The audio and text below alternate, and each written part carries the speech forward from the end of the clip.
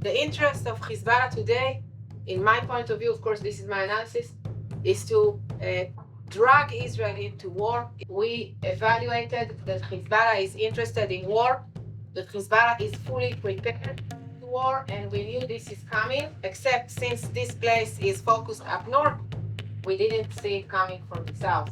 Rocket barrages of intensity previously unknown to Israel have continued to spin a web of fear above the northern communities abutting the Lebanese border. On a rainy, gloomy day with clouds of war lurking overhead, Sarit Zahavi, who heads the Alma Research and Education Center, told a group of foreign reporters that plans for the October 7th invasion existed 1 decade ago.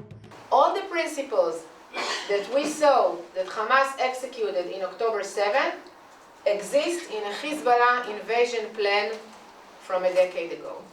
Years ago, the president of the Alma Center had a video published by Lebanon TV station Al Mayadeen showing the Hezbollah offensive plan to take over the Galilee. They talk about thousands of invaders, the commando units of Hezbollah, Radwan brigades. We know today that these are units that are well experienced from the civil war in Syria. They already did this kind of things. The idea is to enter into communities from various areas along the borderline, while each force that will enter will have a mission. And the mission is a civilian community. Nahariya, Shlomi, to trap civilians to become human shields. This sick idea exists in Hezbollah plan from a decade ago. Citing more than 50 rockets weekly in recent months, Zahavi is concerned about a larger escalation. She showed pictures of Hezbollah's positions close to the Israeli border. Remember, they are not supposed to be there at all by UN Security Council resolution. That's why we saw the preparations for an invasion. We saw how they were deployed on the border, and we strongly believe that they are going to do it. As the war presses on, residents of the Galilee live a life full of fear. To tell you the truth again, as a resident of the Galilee, I don't sleep at night worrying that we will end up with a ceasefire that will not eliminate completely this capability and will not prevent from Hezbollah recovering very quickly to be capable to execute this plan. If there is a ceasefire, the same way there was a ceasefire in 2006, that nobody actually enforced the redeployment, the recovering of Hezbollah capabilities in South Lebanon, will they be able to do it? The question is yes. The answer is yes. They can recover very quickly. And as we speak, they recover the places that were hit. Sarit shared the conditions under which the ceasefire seems acceptable, considering the constant threat and tensions experienced by Israelis. I want to see a deadline. I want to see disarm rather than withdraw. And I want to see an effective enforcement mechanism. According to research conducted at the Alma Center, the war in the south and north of Israel may not be two separate fronts, but rather linked to an enemy network controlled by Iran. Iran has a plan. The name of the plan by Iran is Unification of Fronts. I'm not sure there is a joint operation room, but I'm sure there is an idea to create a unification of fronts, a multi-front campaign against the state of Israel. What we had done in Alma Center, we took all the badges that you saw on the shoulders in the video and we put them in one slide, and of course all these militias that appear in the video exist. Sarit noted the alarming tactics employed by Hezbollah, particularly the issue of anti-tank weaponry against civilian communities, as well as the use of more than 2,000 drones. She also spoke of the continuing problem of tunnels used by terrorists both in the north and in the south. I want to say something about the 2,000 drones.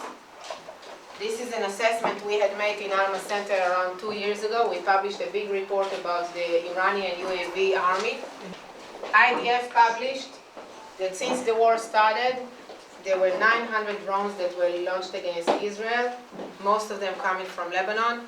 So maybe this number is an underestimate.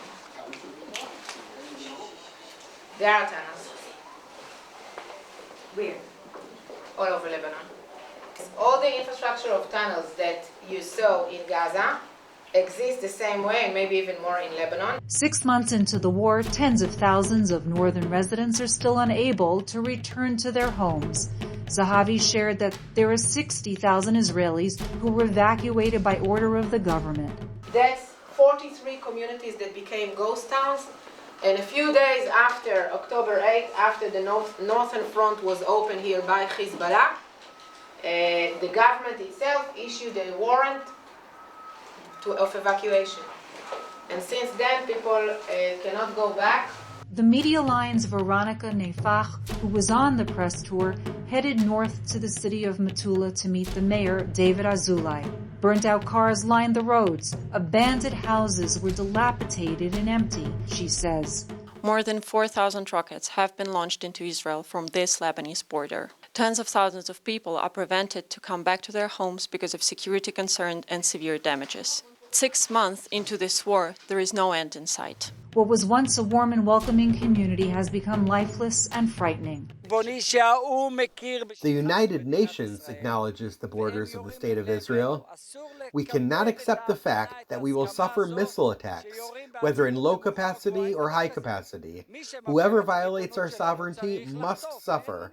It must be understood that we deserve safety and security. The day ended in Kiryat Shmona, a town located north of Tiberias, close to the border with Lebanon. Due to the constant threat of shelling from Hezbollah, the city has been deserted by its inhabitants. Ariel Frisch, deputy manager of the security department of Kiryat Shmona, shared his thoughts with the media line. Every aspect was affected. There is no life in the north now.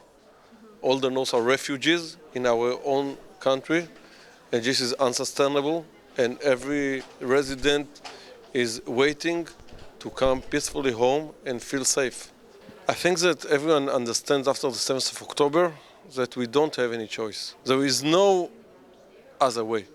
It's either we take care of the risk and about the threat, or we don't come home.